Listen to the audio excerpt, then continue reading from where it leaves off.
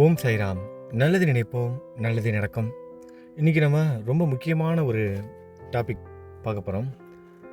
கருணை பெருங்கடலே, சாயி கருணை பெருங்கடலே அப்படின்னு சொல்கிறோம். நம்ம இப்போ துவாரகாமாய் முன்பு இருந்து அவரை கருணை பெருங்கடலேன்னு கூப்பிட்றோம்.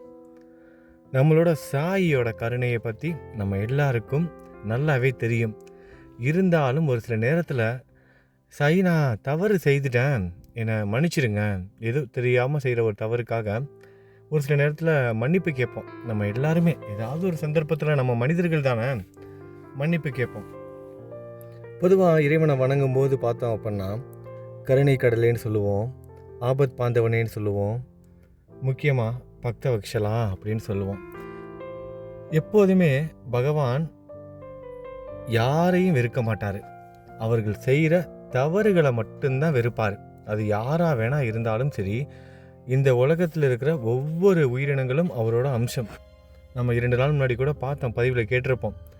யாராக இருந்தாலும் பகவானோட அம்சம்தான். எந்த உயிரினமாக இருந்தாலும், எப்பேற்பட்ட கொடியவர்களாக இருந்தாலும் கூட பகவானோட அம்சம்தான் அவங்க எல்லாருமே. அந்த ஆத்மாங்கிறது பகவானுக்கு உரித்தானது. எப்போதுமே யாரையுமே நம்ம வணங்குற கடவுள் வெறுக்க மாட்டாங்க. நம்ம செய்கிற தவறுகள், தவறான செயல்களை தான் வெறுப்பாங்க. அப்படி இருக்கும்போது நம்ம இறைவனோட நாமத்தை தினம் ஜெபம் பண்ணிட்டு இருக்க நம்மளை வெறுத்துருவாங்களா என்ன? கண்டிப்பாக வெறுக்க மாட்டாங்க.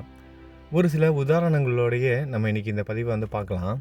அப்படியே என் கூட சேர்ந்து நீங்களும் கோவிலை முழுவதுமாக சுற்றி வாங்க. ராவணன் அந்த கடைசி நேரத்தில் போர்க்களத்தில் மாண்டு கிடக்கிறான்.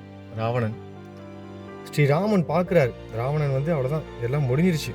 கடைசி நிமிஷம் வரைக்கும் அவர் சொல்கிறார், என்னோட மனைவியை விட்டு நான் ஒன்றை எதுவும் செய்ய மாட்டேன். கடைசி நிமிஷம் வரைக்கும் எவ்வளோ வாய்ப்புகள் கொடுக்குறாரு. ஆனால் வாய்ப்பு கொடுத்தும் அதை சரியாக அவன் பயன்படுத்திக்கல, பிடிவாதமாக இருக்கான். கடைசியில் அந்த போர்க்களத்தில் பகவானால், ஸ்ரீராமனால் வதமும் செய்யப்படுகிறான். அப்படி வதம் செய்யப்பட்டு தன்னோட உயிர், ராவணனோட உயிர் உடல்லேருந்து நீங்கிருச்சு. உடல் மட்டும் இருக்குது அந்த இடத்துல. அப்போ ஸ்ரீராமன் விபீஷணனை கூப்பிட்டு சொல்கிறாரு, ராவணனோட சகோதரனான விபீஷணன் கிட்ட சொல்கிறாரு, உன்னோட சகோதரன் இறந்து விட்டான், அவனோட உயிர் உடல்லேருந்து நீங்கிருச்சு. நீ இப்போ செய்ய வேண்டிய காரியத்தை முறையாக செய்யணும் அவனுக்கு அப்படின்னு சொல்கிறாரு. அதற்கு விபீஷணன் சொல்கிறாரு, என்னோட சகோதரன் தான் ராவணன், அவன் இறந்ததில் எனக்கு துன்பமும் இருக்குது, நான் துன்பப்படுறேன், அவன் இறந்ததுனால நான் கொஞ்சம் வருத்தப்படுறேன். ஆனால் இருந்தாலும் கூட அவன் ஒரு மிகப்பெரிய ஒரு பாவங்கள் செய்தவனாக இருக்கிறான், ஒரு அரக்கனாக இருக்கான், அவனுக்கு நான் இதை செய்ய முடியாதுன்னு மறுத்து பேசுகிறார் விபீஷணன். ஆனால் ஸ்ரீராமன் வற்புறுத்தி செய்ய வேண்டிய காரியங்களை நீ செய்தே ஆகணும் அப்படின்னு சொல்கிறார்.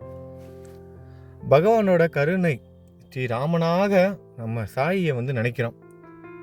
பகவானோட அவதாரம் தான் நம்மளோட சாய், ஸ்ரீராமனோட அவதாரமான சாய். எப்படிப்பட்ட நேரத்தில், எப்பேற்பட்ட சூழ்நிலையிலையும் பகவான் தன்னை எதிர்த்து நிற்கிறவங்க கிட்ட கூட கருணை காமிக்கிறாரு பாருங்க. இதெல்லாம் ஒரு உதாரணங்கள், நம்ம கற்றுக்க வேண்டிய பாடங்கள். இந்த மாதிரியான புத்தகங்கள்லாம் பாபா நம்மளை படிக்க சொல்கிறதுக்கான காரணங்கள் இதுதான். இன்னொரு உதாரணமும் எடுத்துக்கலாம். அதாவது இப்போ பகவான் எல்லார் மேலேயும் கருணையோடு இருக்கிறார். பகவான் எல்லார் மேலேயும் கருணையோடு இருக்கார்.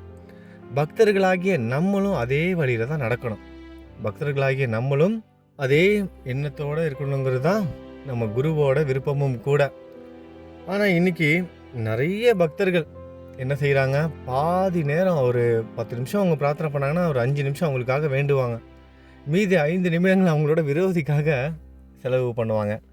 அவன் அது பண்ணிட்டான், இவன் இது பண்ணிட்டான், அவன் ஒன்றும் இல்லாமல் போயிடணும், அவன் அது ஆயிடணும், இது ஆயிடணும்னு சாபங்கள் கொடுக்கறது, அவனை சபிச்சு பேசுகிறது, இந்த மாதிரி. இப்போ நம்ம யூடியூப் சேனலாக இருக்கட்டும், இன்டர்நெட்டாக இருக்கட்டும், வீடியோவில் கூட தலைப்பு கூட உன்னோட எதிரிகளை வதம் செய்வோம் கடவுள் அப்படி போட்டால் தான் அப்படியே பிச்சுக்கிட்டு போகுது வியூஸ்லாம். நிறைய பேர் போய் பார்ப்பாங்க, உன்னோட எதிரிகள் பில்லி சூனியம் இந்த மாதிரி சொன்னால் தான் எல்லோரும் விரும்பி பார்க்குறாங்க. அப்போ பக்தர்களோட மனநிலைகள் எப்படி போயிட்டுருக்கு பாருங்கள். உண்மையான ஆன்மீக பாதையில் போகிறவங்களோட மனநிலை எப்படி தெரியுமா இருக்கணும்? பிரகலாதனோட மனநிலை மாதிரி இருக்கணும். நரசிம்ம அவதாரம் எடுத்து இரணியனை வதம் செய்ததுக்கப்புறம் கொடூரமான ஒரு அரக்கன் இறைவனோட நாமத்தை ஜெபம் பண்ணா அப்படிங்கிற ஒரே காரணத்திற்காக தன்னோட மகனையே துன்புறுத்தினவன், அவனை கொலை செய்வதற்காக முயற்சி செய்தவன். இறைவன் ஒவ்வொரு நேரத்திலையும் பிரகலாதன் வந்து காத்து அருள் புரிந்தார். கடைசியில் வேற வழியே இல்லை, அந்த கொடூரமான அவதாரம் எடுத்து வந்தார். கொடூரமான அவதாரம். அந்த அவதாரம் எடுக்கும்போது விஷ்ணு பகவான் அந்த அவதாரம் எடுக்கும்போது அந்த உடம்புல இருக்க உஷ்ணத்தினால லக்ஷ்மி தேவி எப்போதும் விஷ்ணு பகவானோட இதயத்தில் இருப்பாங்க. இதயத்தில் குடிக்கொண்டிருக்க லக்ஷ்மி தேவி இறங்கி ஓடிட்டாங்க உஷ்ணம் தாங்க முடியாம. அப்படிப்பட்ட ஒரு அவதாரம். வதம் செய்து எல்லாம் முடிச்சிட்டாரு. எல்லாம் பயந்து போய் ஓடுறாங்க.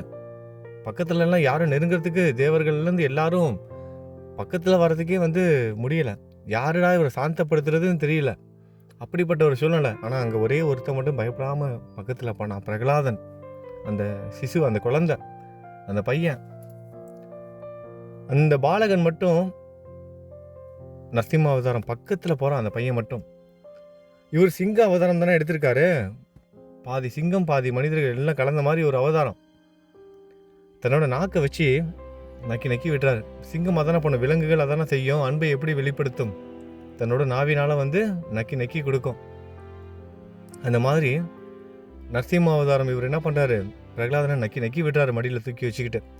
அப்போ அந்த பையன் பிரகலாதன் கேட்குறான், எவ்வளவோ கொடுமைகள் செய்த தன்னோட தந்தை அவருக்கு அவரை மன்னித்து அவருக்கு வந்து மோட்சம் கொடுங்க அப்படின்னு சொல்லி கேட்குறான்.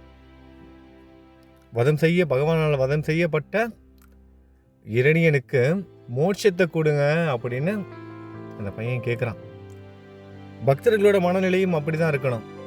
ஆனால் ஆன்மீக பாதைங்கிற பேரில் இன்னைக்கு எப்படி போயிட்டு இருக்கு எல்லாம், பாதி நேரம் கூட நமக்காக நம்ம பிரார்த்தனை பண்ணுறதில்ல. எடுத்த உடனே நம்மளை இன்னைக்கு அவன் பேசிட்டான், அவன் நல்லாவே இருக்கக்கூடாது, அவன் அப்படி போயிடணும், ஒரு சில வார்த்தைகள்லாம் வெளியே சொல்ல முடியல, அந்த மாதிரியான வார்த்தைகள்லாம் சொல்லி பிரார்த்தனை செய்கிறது. அப்படி போயிடணும், இப்படி போயிடணும், ஒன்றுமே இல்லாமல் போயிடணும், நிர்மூலமாயிடணும். பகவான் யாரையும் வெறுக்க மாட்டார். மற்றவங்களை வெறுக்கிறவங்களையும் தன்னோட பக்தனாக வச்சுக்கவும் மாட்டார். எல்லாருமே அவரோட அம்சம்தான். நம்ம செய்கிற தவறுகளை மட்டும்தான் அவர் வந்து வெறுப்பாரே தவிர நம்மளை வெறுக்கவே மாட்டார். அப்படி இருக்கும்போது பக்தர்களாகி நம்மளை வந்து வெறுப்பாரா என்ன? கிருஷ்ண பரமாத்மா பூதகி நம்ம எல்லாருக்கும் தெரியும். கம்சன் வந்து ஒரு சேவையை கொடுக்குறான். கடவுள் எல்லாருக்கும் ஒரு சேவையை கொடுக்குற மாதிரி கம்சன் வந்து அந்த பூதகி, அந்த பூதத்துக்கு வந்து ஒரு சேவையை கொடுக்குறான். என்ன சேவைனா, ஒரு வயசுக்குள்ளே இருக்கிற பச்சிளம் குழந்தைகள் யாராக இருந்தாலும் கொலை பண்ணிடு. பிருந்தாவனத்தில் இருக்கிற ஒரு வயசுக்கு கம்மியாக இருக்கிற குழந்தைங்க, பிருந்தாவனத்தை சுற்றி இருக்கிற எல்லா இடத்துலையும் ஒரு வயசுக்கு கீழே இருக்கிற குழந்தைகளை கொண்டுரு அப்படின்னு. எப்பேற்பட்ட சேவை பாருங்க. பூதகி தன்னோட மார்பில் நஞ்சோட வராங்க. நஞ்சோட வந்து அந்த குழந்தைக்கு கிருஷ்ண பரமாத்மா கடைசியாக வந்து பால் ஊட்டி, அதாவது அந்த நஞ்சை பாலாக ஊட்டி கொலை செய்வதற்காக வராங்க. ஆனால் அந்த பூதகிக்கும் அம்மாங்கிற ஸ்தானத்தை கொடுத்து மோட்சத்தை கொடுத்தாரு. அம்மாங்கிற தன்னோட மார்பிலிருந்து அந்த நஞ்சை ஊட்டி, பால் வழியாக நஞ்சை பாலாக நஞ்சை ஊட்டி வதம் செய்ய வந்த பூதகிக்கு கூட பகவான் என்ன செய்கிறாரு, அம்மாங்கிற ஒரு ஸ்தானத்தை கொடுத்து மோட்சத்தை கொடுக்கிறாரு பகவான். இப்பேற்பட்ட அவதாரங்களோட மறு உருவமான கலியுக தெய்வமான கலியுக அவதாரமான சாயி எப்படிப்பட்டவர் சொல்லவா வேணும்? சாயின்னு கூப்பிட்டா ஓடி வந்துடுறாரு ஏதாவது ஒரு ரூபத்துல. அவர் இல்லாத ஒரு வாழ்க்கையை இன்னைக்கு நம்மளால நினைச்சு பார்க்க முடியுமா? ஒவ்வொருத்தரோட வாழ்க்கையிலையும் அவ்வளவு நிறைந்து இருக்காரு. நம்ம எப்படி இருக்கணும்? பிரகலாதன் மாதிரி இருக்கணும். நம்மளை வெறுத்தவங்க, நமக்கு விரோதிகளுக்கு கூட நம்ம நல்லா இருக்கக்கூடாது அப்படின்னு நம்ம பிரார்த்தனையே செய்யக்கூடாது. அது பிரார்த்தனையே கிடையாது, அது நமக்கு நம்மளே வச்சுக்கிற சூனியம். அது அந்த மாதிரி மட்டும் பிரார்த்தனை செஞ்சிடாதீங்க, மறந்து கூட செய்திடாதீங்க. அவங்களோட கர்ம வினையை தூக்கி நம்ம தலையில் ஏற்றிக்கிற மாதிரி, அது சொந்த காசுல சூனியம் வச்சுக்கிற மாதிரி. அது தேவையே இல்லாத விஷயங்கள். தயவு செய்து அந்த தவறை யாரும் செய்திடாதீங்க. நம்மளை பற்றி சிந்திங்க, நம்ம நல்லா இருப்போம். அவர்கள் செய்கிற கர்மத்துக்கு ஏற்ற மாதிரி அவங்களுக்கு தண்டனை கிடைக்கும். அந்த தண்டனை கிடைக்குங்கிற அந்த வார்த்தையை கூட நம்ம சொல்ல வேணாம். நம்ம சொல்லுவோம், அவன் என்னமோ செஞ்சுட்டு போகிறான்ப்பா, அவன் செய்கிறதுக்கு அவனுக்கு தண்டனை கிடைக்கும். அந்த தண்டனை கிடைக்குங்கிறத கூட நம்ம சொல்லக்கூடாதுங்கிறாங்க. உலகத்தில் உங்களை சுற்றி நடக்கிறது மட்டும் வேடிக்கை மட்டும் பாருங்க, வேடிக்கை பாருங்க அப்படின்னு சொல்லும்போது தான் இன்னொரு விஷயமும் ஞாபகம் வருது. அதை பற்றி பேசுகிறோம்னா இன்றைக்கி டாபிக் ரொம்ப பெருசாக போயிடும். இந்த வேடிக்கை பார்க்குறத பற்றி நம்ம நாளைக்கு பேசலாம், சரிங்களா? சரி, நம்ம துவாரகா மாய்க்கே திரும்பவும் வந்துட்டோம். இன்றைக்கி நம்ம சாய் குடும்பத்தில் சகோதரி சுமதி அவங்களுக்கு இன்றைக்கி பிறந்த நாள். அவங்களுக்கு நம்ம சாய் குடும்பத்தோட சார்பாக பிறந்தநாள் வாழ்த்துக்கள் சொல்லிக்கலாம். அவங்களோட உடல் ஆரோக்கியத்திற்காகவும் எதிர்கால வாழ்க்கைக்காகவும் நம்ம எல்லாரும் பிரார்த்தனையும் செய்து கொள்ளலாம். இவங்க மட்டும் இல்லாமல் இன்றைக்கி நம்ம சாய் குடும்பத்தில் வேறு யாரெல்லாம் பிறந்தநாள் கொண்டாடுறாங்களோ அவங்க எல்லாருக்கும் பிறந்தநாள் நல்வாழ்த்துக்கள். திருமண நாள் கொண்டாடும் தம்பதிகளுக்கு திருமண நாள் நல்வாழ்த்துக்கள். இந்த நிமிஷம் நீங்கள் எதுக்காக பிரார்த்தனை பண்ணிட்டு இருக்கீங்களோ அந்த பிரார்த்தனை நிச்சயமாக நிறைவேறும். நம்பிக்கையோடு இருங்க. நம்ம சாய் குடும்பத்தில் நிறைய நண்பர்கள், நிறைய சகோதர சகோதரிகள் இக்கட்டான நிலையில் இருக்காங்க. நம்ம சாய் குடும்பத்தில் இருக்க அனைத்து சகோதர சகோதரிகளுக்காகவும் பிரார்த்தனையும் செய்துக்கோங்க. எல்லாமே நல்லபடியாகவே நடக்கட்டும். நல்லது நினைப்போம், நல்லதே நடக்கும். ஓம் சாய்ராம்.